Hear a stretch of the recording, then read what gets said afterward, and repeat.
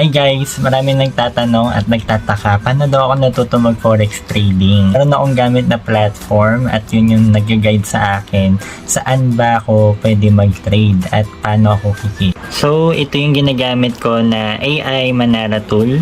Ang ginagawa nito is nag-scan siya ng multiple pair ng currency sa financial market.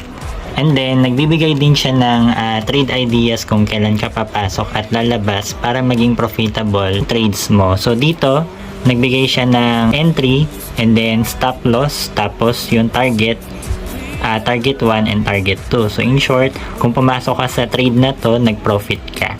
So, ako, late na ako pumasok. So, naka-target 2 lang ako, kaya nag-$20 lang ako. Ayan guys, so ganun lang kadali at kasimple mag-trade. All you have to do is to just copy and paste the trading signal na ibibigay sa iyo ni Manara. Pwede ka na rin kumita sa forex trading.